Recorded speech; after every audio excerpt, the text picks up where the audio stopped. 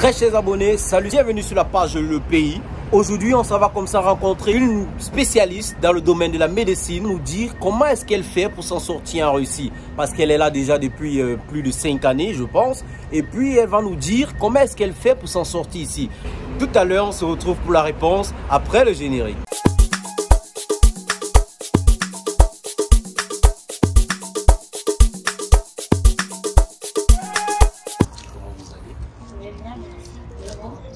Est-ce que vous pouvez vous présenter, s'il vous plaît, et dire quel est votre nom, qu'est-ce que vous faites dans le sein?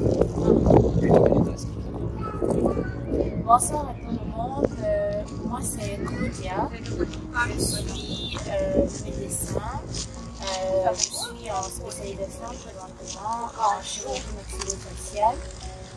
Je suis en Russie, ça fait déjà pratiquement, on va dire, 6 ans et demi. Et voilà quoi. Présentement, je fais une spécialisation et je travaille en parallèle. Vous avez dit spécialiste en chirurgie maxillofaciale. Ça consiste en quoi exactement? Bon, la chirurgie maxillofaciale, c'est, on va dire, une certaine branche de la médecine stomatologique. La médecine stomatologique, c'est en gros dans le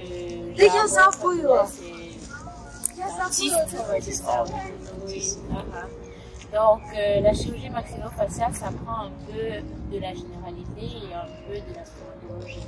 Donc, on soigne les pathologies du visage et du cou. Donc, toutes les pathologies qui peuvent avoir trait à la dent, avoir trait au visage, aux yeux, au cou en général.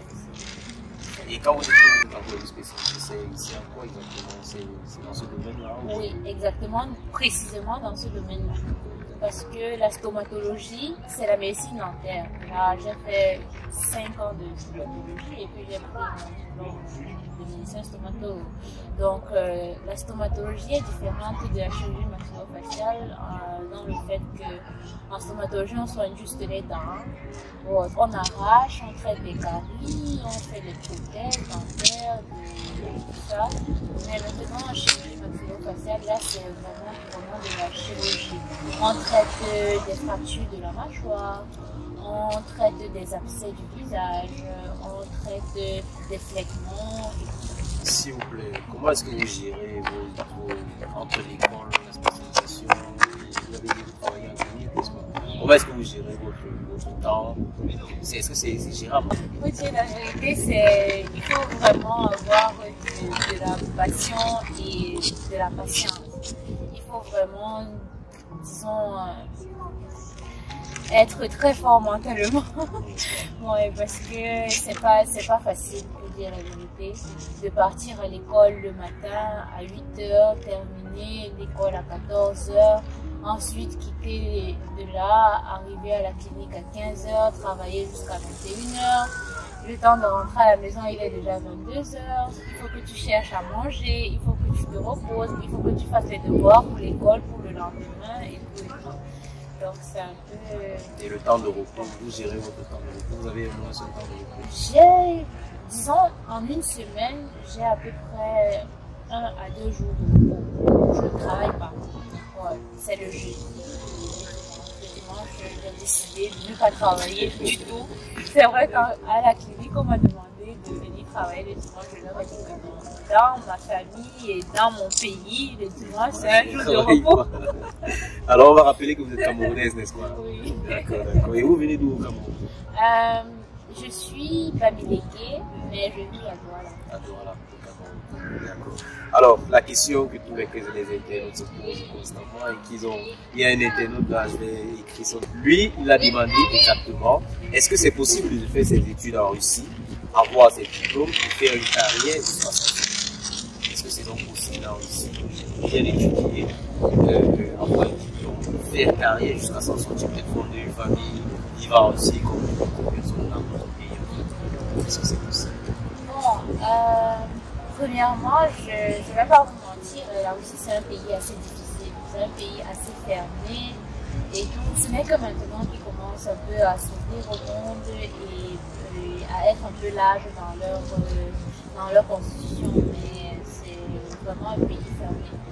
Mais bon, si quelqu'un se décide de venir en Russie pour Premièrement, je dirais que la Russie, c'est un très bon pays pour les études parce que leur formation, ils forment très bien. Là, je vais être claire, la Russie forme bien. Le seul problème ici, c'est qu'il n'y a pas beaucoup de pratique. Il n'y a pas vraiment la pratique, surtout dans la médecine. Dans la médecine, les étudiants étrangers sont obligés parfois de rentrer dans leur pays pour pouvoir pratiquer normalement. Parce que ici, en Russie, on ne laisse pas les étudiants toucher les patients. Ou alors les patients sont un peu, disons, comment dire, ils sont un peu hostiles au fait que nous sommes des étrangers, nous sommes, oui, certains patients, c'est pas tout le monde, mais certains, la plupart sont comme ça. Donc, je pense que pour ma part, oui, on peut venir aussi en Russie faire une formation avant ce diplôme. Bien sûr, si on est appliqué et si on apprend la langue, parce que sans la langue, vraiment, je pense qu'on ne peut rien faire. Donc la clé en fait, c'est d'abord déjà d'apprendre la langue, pouvoir s'en sortir, parler la langue russe, avant de penser même faire une carrière quelque part ici. Pour moi, oui, la clé c'est la langue. Surtout, disons, dans les petites villes comme notre ville ici, Ryazan et tout. Les villes comme Moscou, Saint-Pétersbourg, bon, tu peux t'en sortir avec le français si tu trouves, je ne sais pas trop, une entreprise française, genre française. Mais si tu comptes travailler dans les Russes ou à l'étranger,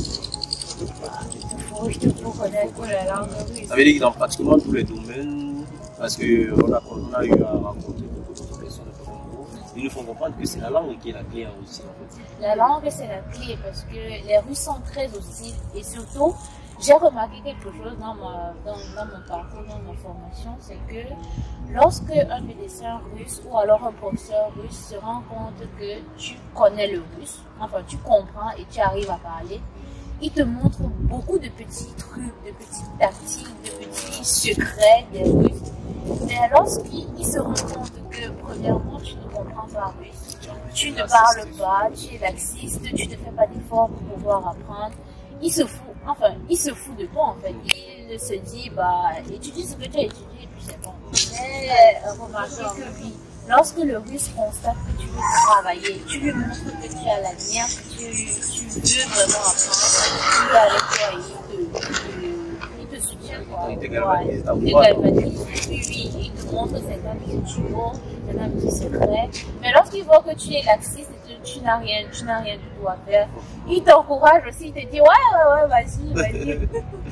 D'accord. Alors, docteur Claudia Lenoir, qu'est-ce que tu peux dire à tes frères et sœurs qui sont peut-être au Cameroun, en Afrique, un peu partout, qui aimeraient venir étudier comme toi la médecine en Russie? Est-ce que je peux les encourager ou non à venir en Russie étudier?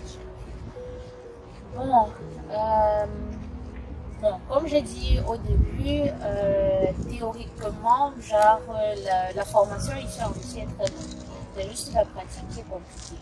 Mais bon, après le diplôme, la vie aussi est assez compliquée. Pourquoi? Parce qu'il faut demander ce qu'on appelle une résidence, que ce soit permanente ou temporaire, pour qu'on puisse te prendre officiellement quelque part pour que tu travailles. Donc, pour pouvoir travailler officiellement, il faut cette résidence-là. Et c'est uniquement à partir de cette résidence-là que tu pourras commencer, disons, à construire certaines vies.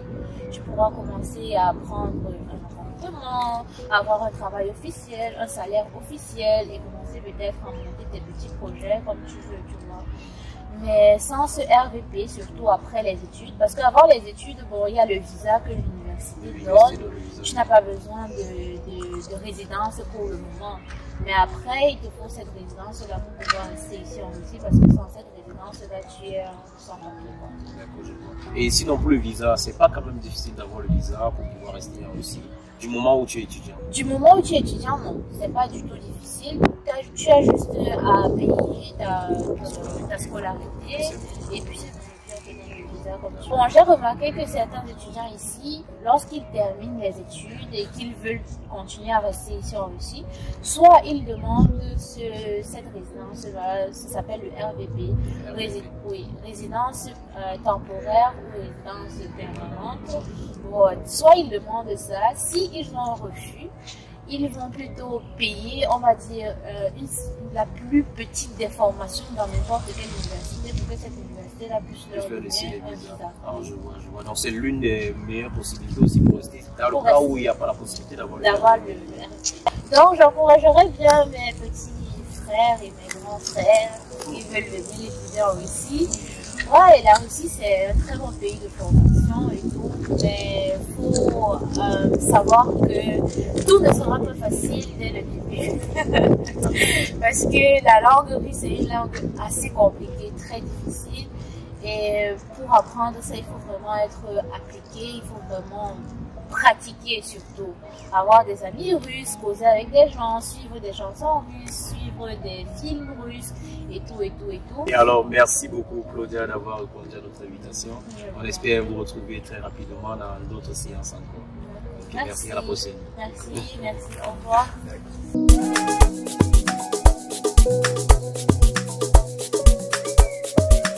D'accord.